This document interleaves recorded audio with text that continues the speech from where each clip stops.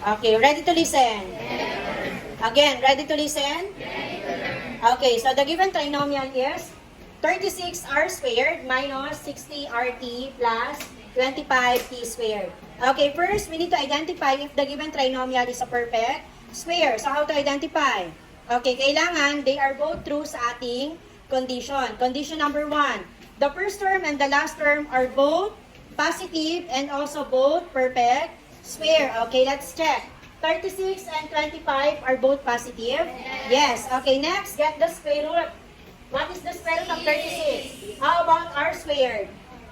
Okay, how to get the square root of the variable? Okay, just copy the variable, then divide the exponent by 2. 2 divided by 2, 1, or just simply r. Next, get the square root of the last term. Okay, square root of 25. How about t squared? Okay, magiging t na lang yan because 2 divided by 2 is 1. So after getting the square root of the first term and the last term, the second condition is we're going to twice the product of the quantities that were squared. Sino ba yung kinuhaan natin ng square root? Si first at si last. So, get the product muna yan. 6r multiplied by 5t. Okay, 6 times 5. 13. Then r times t.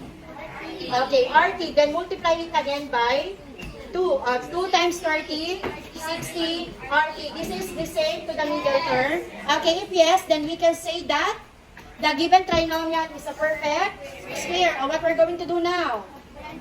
Okay, write one parenthesis. Inside the parenthesis, copy the operation at the middle term, which is minus or difference. Then after that, write the square root of the first term, which is 6r. And what is the square root of the last term? Then don't forget to write. Okay, who got the correct answer? Okay, this time class, get 1/4 sheet of paper na.